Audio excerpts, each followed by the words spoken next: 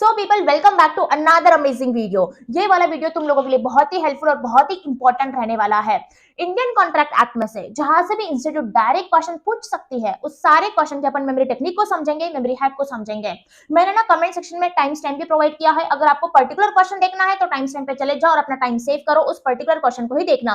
अगर आपको सारे क्वेश्चन देखना है तो वीडियो लास्ट तक देखना, क्योंकि बहुत ही इंपॉर्टेंट और बहुत ही हेल्पफुल रहने वाला है। तुमको सारे पॉइंट्स ना एग्जाम में याद आ जाएंगे। इस तरीके से सारे टेक्निक को लेके आयु, ध्यान से वीडियो को देखना।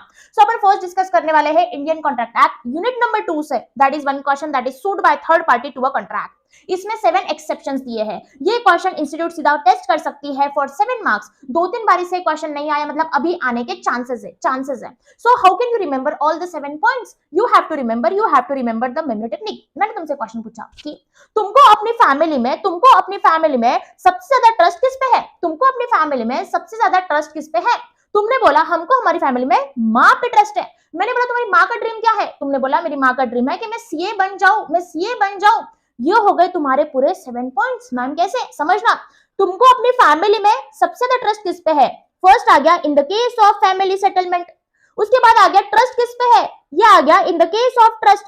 फिर तुमने बोला हमको हमारी फैमिली में माँ पे ट्रस्ट है। माँ में 3 लेटर आ गए, एम से आ गया मैरिज, ए से आ गया असाइनमेंट, दूसरे ए से आ गया acknowledgement, MAA। Are you getting? फिर माँ का सपना क्या है? माँ का सपना है तुम लोग सीए बन जाओ। सी से आ गया covenant running with the land और ए से आ जाता है एजेंट। क्या आ जाता है? एजेंट। इस तरीके से तुमको पूरे 7 पॉइंट्स याद हो जाएंगे और तुमको एग्जाम में याद आ जाएंगे। अगर एग्जामिनर आंसर में तुम्हारी हेडिंग्स देखेगा प्रॉपरली, अगर तुम्हारी 7 हेडिंग्स दिखती है और तुम लॉजिकली ये भी राइट लिख के आते हो, अंदर का 1-2 लाइन में तुम लॉजिकली राइट लिखते हो, बेसिक इंग्लिश में भी लिखा, तुमको मार्क्स मिल जाएंगे। हेडिंग प्रॉपरली लिखो और लॉजिकली बेसिक इंग्लिश में लिख के आ जाओ, तुमको पूरे मार्क्स मिल जाएंगे। तो ऐसे तुमको हेडिंग्स को याद करना है। तुमको अपनी फैमिली में सबसे ज्यादा ट्रस्ट किस पे है? तुमने बोला हमको माँ पे है। माँ का सपना क्या है? तुम सीए बन जाओ। इस तरीके से तुमको सारे पॉइंट्स आसानी से लर्न हो जाएंगे। अब आते सेकंड वाले क्वेश्चन पे, दैट इज कंसीडरेशन के रूल्स। ये वाला क्वेश्चन भी एग्जाम में आ सकता है 7 मार्क्स के लिए कि कंसीडरेशन के रूल्स बताओ हमको, कंसीडरेशन के रूल्स बताओ। तो इसकी मेमोरी टेक्निक को समझना।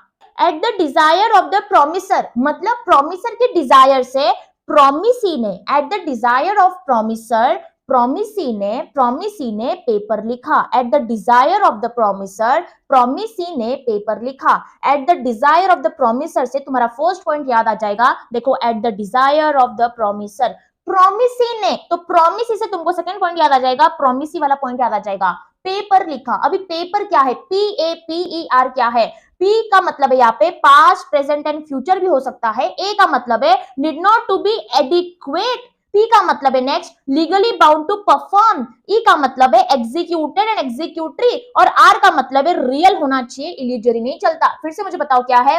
Eight the desire of the promisor, promisee ने पेपर लिखा। P से आ गया past, present and future. A से आ गया need not to be adequate. दूसरे P से आ गया लीगली बाउंड टू परफॉर्म। फिर E से आ गया एग्जीक्यूटेड एंड एग्जीक्यूटरी। क्या आ गया? Executed and executory.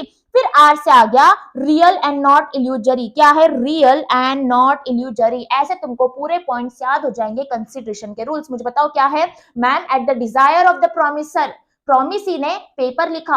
Eight the desire of the promisor, promisee ने पेपर लिखा। P से हमारा पास्ट, प्रेजेंट, फ्यूचर आ गया। A से आ गया need not to be adequate आ गया। दूसरे P से परफॉर्म आ गया, लीगली बाउंड टू परफॉर्म आ गया। फिर E से एग्जीक्यूटेड एंड एग्जीक्यूटरी आ गया और R से रियल एंड नॉट इल्यूजरी आ गया। इस तरीके से तुमको पूरे पॉइंट्स याद हो जाएंगे। बताओ मुझे बच्चों क्या है इसकी memory technique? Ma'am, at the desire of the promisor, promisee ने पेपर लिखा। At the desire of the promisor, promisee ने पेपर लिखा। I hope people this is very much clear to you. So people, next topic is quasi contract. ये question भी बहुत important है। पता है इस बार ना क्वासी कॉन्ट्रैक्ट या फिर कॉन्टिंजेंट कॉन्ट्रैक्ट का क्वेश्चन आ सकता है, क्योंकि पिछली बार क्वांटम मेरिट आया था। तो क्वासी कॉन्ट्रैक्ट या फिर कॉन्टिंजेंट कॉन्ट्रैक्ट आ सकता है सीधा 7 मार्क्स के लिए क्वेश्चन नंबर 6 में। This is the probability, this is just a probability. Okay, so people, what do you mean by quasi contract? देखो, मैंने डिटेल में वन शॉट में समझाया है, यहाँ पे सिर्फ मेमोरी टेक्निक बता रही हूँ। क्वासी कॉन्ट्रैक्ट का मतलब क्या होता है? जिसमें ऑफर नहीं रहता, एक्सेप्टेंस नहीं रहता, कंसिडरेशन नहीं रहता, मतलब ये अग्रीमेंट के थ्रू नहीं बनता। क्वासी कॉन्ट्रैक्ट को लॉ ने बनाया, कानून ने दर्जा दिया, कानून ने बोला, लॉ ने बोला कि ये क्वासी कॉन्ट्रैक्ट है, ये कॉन्ट्रैक्ट बन चुका है, तो सामने वाले पर रिस्पॉन्सिबिलिटी डाल दिया, इसलिए क्वासी कॉन्ट्रैक्ट आ गया एक्सिस्टेंस में। इसके फीचर्स तुम आसानी से कैसे लास्ट तक याद रख पाओगे, एग्जाम में कैसे याद कर पाओगे, तो समझना इसके 3 फीचर है, दैट इज एमएलपी। कैसे याद रखोगे? MLP what is M? Quasi contract में हमेशा मनी का लेन देन रहता है, पैसों का लेन देन रहता है, सो एम इसका आ गया। उसके बाद क्वासी कॉन्ट्रैक्ट कभी भी अग्रीमेंट के थ्रू नहीं बनता, जिसमें ऑफर नहीं रहता, एक्सेप्टेंस नहीं रहता, वो बनता है लॉ के थ्रू, कानून के थ्रू, तो यहाँ पे लॉ का एल आ गया। Are you getting? This are the keywords, this are the keywords. Next is quasi contract में हमेशा right against the whole world नहीं रहता, बट पर्टिकुलर पर्सन रहता है। इसका लॉजिक मैंने वन शॉट में बताया था, अभी बस अपन मेमोरी टेक्निक को समझ रहे हैं। Right against a particular person रहता है, इसका पी आ गया। तो फीचर्स कैसे याद रखोगे? एनएलपी राइट टू मनी रहता है, राइट अगेंस्ट पर्टिकुलर पर्सन रहता है, हमेशा लॉ के थ्रू बनता है। राइट टू मनी रहता है, पर्टिकुलर पर्सन के अगेंस्ट रहता है, हमेशा लॉ के थ्रू बनता है। These are the salient features of the quasi contract. Now people, how will you remember the cases of the quasi contract? You will remember all the cases by just one word, that is minor, MINOR। M से आ जाएगा money paid by mistake, money वाला M आ गया, mistake का भी M आ गया। मनी पेड बाय मिस्टेक और under the coercion is a quasi contract का केसेस। सो एम से यहाँ पे आ गया money paid by mistake, money का एम, मिस्टेक का एम, मनी का एम, मिस्टेक का एम। आई से क्या आ जाएगा? आई का मतलब यहाँ पे payment by interested person, payment by interested person का आई आ गया।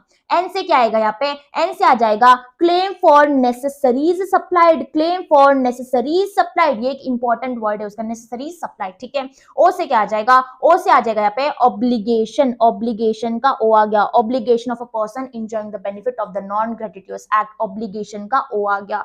आर से क्या आ जाएगा? आर से आ जाएगा responsibility, responsibility of the finder of goods. इस तरीके से तुमको सारे पॉइंट्स आसानी से लर्न हो जाएंगे। MINOR, एम से आ गया money paid by mistake, I से क्या आ जाएगा? Payment by interested person, N से क्या आ जाएगा? नेसेसरीज वाला पॉइंट आ जाएगा, ओ से क्या आ जाएगा? ऑब्लिगेशन वाला पॉइंट आ जाएगा, obligation of a person enjoying the benefit of the non gratuitous act, obligation of a person enjoying the benefit of non gratuitous act. R से क्या आ जाएगा? Responsibility of finder of goods. Okay, I hope people this is very much clear to you. ऐसे यार points को याद रख लो, तुमको एग्जाम में याद आ जाएगा। ये केसेस की तुमने अगर हेडिंग दे दिया, ये केसेस की अगर तुमने हेडिंग दे दिया और लॉजिकली 2 से 3 लाइन में अगर तुम इसके अंदर का लिख के आ जाओगे, तुमको मार्क्स मिल जाएंगे। लेकिन तुमको पहले हेडिंग को याद करना पड़ेगा। कंसेप्ट तो तुमको ऑलरेडी आते, तुमको पता है क्लेम फॉर नेसेसरीज में क्या बोला गया है, तो बेसिक इंग्लिश में लिख के आ जाओ अगर कीवर्ड्स याद नहीं आ रहे तो, लेकिन हेडिंग लिख के आना, हेडिंग लिख के आना और बेसिक इंग्लिश में इसका अंदर का लिख के आ जाना, तुमको मार्क्स मिल जाएंगे। Don't skip the concept of quasi contract. अगर तुम्हारे एग्जाम में 7 मार्क्स के लिए आता है, गलती से भी इसको बिल्कुल भी मत छोड़ना। सारे पॉइंट्स को ऐसे याद करो और लॉजिकली इसके अंदर का लिख के आ जाना बेसिक इंग्लिश में, और ये सारे पॉइंट्स को लिख के आ जाना। एग्जामिनर तुमको मार्क्स देगा ही। Okay, I hope people this is very much clear to you. Next question is, so people next question is discharge of a contract. ये टॉपिक आपको मिल जाएगा इंडियन कॉन्ट्रैक्ट एक्ट में, यूनिट नंबर 4 में दिया है topic, that is discharge of a contract. ये question institute पूछ सकती है सीधा 7 मार्क्स के लिए, सीधा डायरेक्ट क्वेश्चन पूछेगी 7 मार्क्स के लिए। डिस्चार्ज ऑफ कॉन्ट्रैक्ट कैसा होता है बताओ, तो तुम सारे पॉइंट्स आसानी से लास्ट तक कैसे याद रखोगे, एग्जाम में कैसे याद रखोगे, इसकी टेक्निक को समझना। डिस्चार्ज का मतलब होता है कॉन्ट्रैक्ट एंड हो जाना, मतलब कॉन्ट्रैक्ट पूरा खत्म हो जाना। सो कॉन्ट्रैक्ट डिस्चार्ज कैसे होता है, तुम इसकी टेक्निक को कैसे याद रखोगे? कॉन्ट्रैक्ट डिस्चार्ज करना है तो, कॉन्ट्रैक्ट डिस्चार्ज करना है तो टॉप इन एमबीए करो, कॉन्ट्रैक्ट डिस्चार्ज करना है तो टॉप इन एमबीए करो, कॉन्ट्रैक्ट डिस्चार्ज करना है तो टॉप इन एमबीए करो। यहाँ पे टी से आ गया लैप्स ऑफ टाइम, आगे दिया है पॉइंट वहां पे। ओ से आ गया ऑपरेशन ऑफ लॉ, पी से आ गया बाय परफॉर्मेंस, आई से आ गया बाय इम्पॉसिबिलिटी। समझना, देखो यहाँ पे दिया है, देखो यहाँ पे टी क्या था अपना, टी था यहाँ पे लैप्स ऑफ टाइम। देखो discharge by lapse of time, top का टी आ गया। ओ क्या था? Operation of law. देखो discharge by operation of law, operation का ओ आ गया। पी क्या था? बाय परफॉर्मेंस था। देखो ये वाला आ गया discharge by performance, discharge by performance, तो टॉप आ गया। उसके बाद आई से क्या था? इम्पॉसिबिलिटी। क्या था? Impossibility, discharge by impossibility. Okay, I hope people this is very much clear to you. Top इन हो गया। एमबीए क्या है? एमबीए का मतलब है मर्जर ऑफ राइट्स, बी का मतलब क्या है? ब्रिज ऑफ कॉन्ट्रैक्ट, ए का मतलब क्या है, अग्रीमेंट, क्या है अग्रीमेंट। तो समझना मर्जर ऑफ राइट्स कहाँ पे है, मर्जर ऑफ राइट्स यहाँ पे दिया है, देखो एमबीए का जो एम है वो है मर्जर ऑफ राइट्स, फिर बाद में बी क्या है, बी का मतलब है breach of contract, discharge by breach of contract, last का ए का मतलब क्या है, ए का मतलब है, ए का मतलब है म्यूचुअल अग्रीमेंट, क्या है अग्रीमेंट, क्या है अग्रीमेंट। इस तरीके से तुमको सारे पॉइंट्स आसानी से एग्जाम में याद आ जाएंगे। क्या है टॉप इन एमबीए, ऐसे पूरे पॉइंट्स अगर सीक्वेंस में याद करोगे ना नहीं याद आएंगे, लेकिन टॉप इन एमबीए याद करोगे ना तो आ जाएंगे, क्योंकि तुमने ना ऑलरेडी पढ़ा है पूरा, तुमको सब कुछ आता है, बट ना पॉइंट्स लास्ट तक याद नहीं आते, एग्जाम में याद नहीं आते। टॉप इन एमबीए याद रखो, टी से लैप्स ऑफ टाइम, ओ से ऑपरेशन ऑफ लॉ, पी से क्या है परफॉर्मेंस, आई से क्या है इम्पॉसिबिलिटी, एम से क्या है मर्जर ऑफ राइट्स, बी से क्या है ब्रीच ऑफ कॉन्ट्रैक्ट, ए से क्या है अग्रीमेंट। फिर से मुझे बताओ क्या है मैम, टी से आ जाएगा यहाँ पे लैप्स ऑफ टाइम, ओ से आ जाएगा ऑपरेशन ऑफ लॉ, यहाँ पे पी से आ जाएगा परफॉर्मेंस, आई से आ जाएगा इम्पॉसिबिलिटी, एम से आ जाएगा मर्जर ऑफ राइट्स, बी से आ जाएगा ब्रीच ऑफ कॉन्ट्रैक्ट, ए से आ जाएगा अग्रीमेंट। इस तरीके से top in MBA, top in MBA contract discharge कैसे होता है, टॉप इन एमबीए करना पड़ेगा तो होता है। इस तरीके से याद रखो, तुमको सारे पॉइंट्स एग्जाम में याद आ जाएंगे। Okay so people, next question is, topic is duties and obligation of an agent. ये टॉपिक दिया है unit number 9 of Indian contract act में, और ये क्वेश्चन इंस्टीट्यूट सीधा पूछ सकती है 7 मार्क्स के लिए। तो तुम आसानी से सारे पॉइंट्स लास्ट तक कैसे याद रख सकते हो, ये सारे पॉइंट्स आसानी से लास्ट तक तुम कैसे याद रख सकते हो, इसको समझना। चैप्टर कौन सा है मैम, इंडियन कॉन्ट्रैक्ट एक्ट का चैप्टर है। इसकी ट्रिक क्या है, Indian contract act scoring chapter है, Indian contract act scoring chapter है, Indian contract act scoring chapter है, ये इसकी ट्रिक है। आई से आ गया कि एजेंट की ड्यूटी क्या है, उसको इंस्ट्रक्शन को फॉलो करना पड़ेगा। सी से क्या आ गया, केयर लेना पड़ेगा, रीजनेबल केयर लेना पड़ेगा। ए से क्या आ गया, अकाउंट्स को रेंडर करना पड़ेगा, अकाउंट्स को रेंडर करना पड़ेगा, duty to follow the instruction I आ गया। उसके बाद duty of reasonable care, C से केयर आ गया। उसके बाद duty to render proper accounts, accounts का ए आ गया। तो क्या है, Indian contract act ICA, ICA, I से इंस्ट्रक्शन आ गया, सी से केयर आ गया, ए से अकाउंट्स आ गया।